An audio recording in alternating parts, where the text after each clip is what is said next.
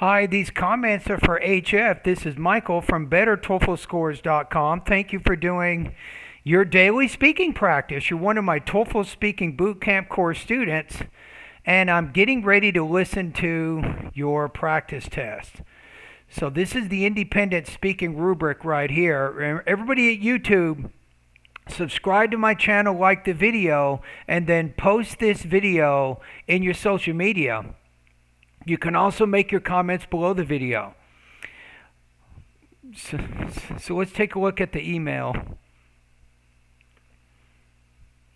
You said, please grade my speaking. Question: should schools have teams for sports that might carry a risk of serious physical injury?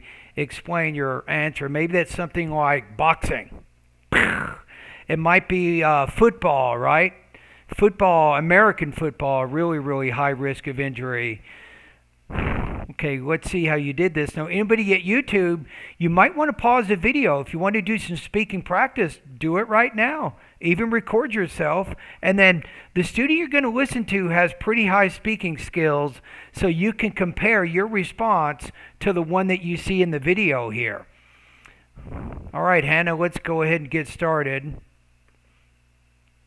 Let's listen to it. I think that schools should not have teams for sports that might carry a risk of serious physical injury because students are still minors that have bright future, so they shouldn't be taking risks of serious injury.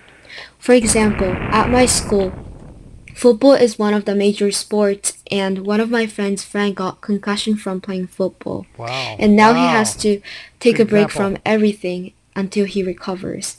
And I think that those advanced activities must be done outside the school, and Not those advanced. You want to say those extracurricular activities. I think that's a better word.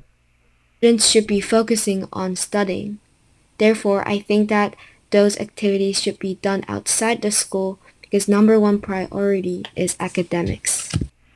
Okay, so the question here: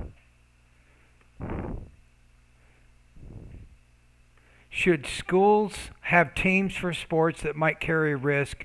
Of course, the problem is it's not should they have them outside of the school time, but should schools have them at all? That's what it sounds like. So the argument is not that you should have these sport activities outside of the school area. The school should ban them altogether, according to your argument, because it takes students away from their academic studies. And the example of your friend who had the concussion playing football illustrates that point.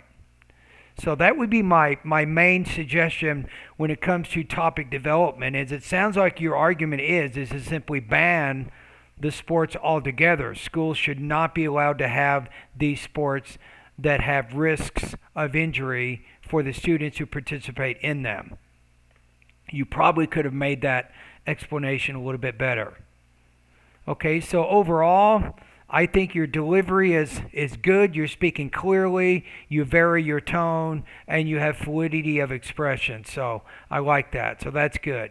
You have good control over your language use for the most part, although you can probably use some more advanced vocabulary words, more college level, but the use of the word concussion was a good sign that you were able to use a word that was very specific to a type of head injury that someone can receive from playing sports. So that was a good vocabulary word. Do more of those types of specific words.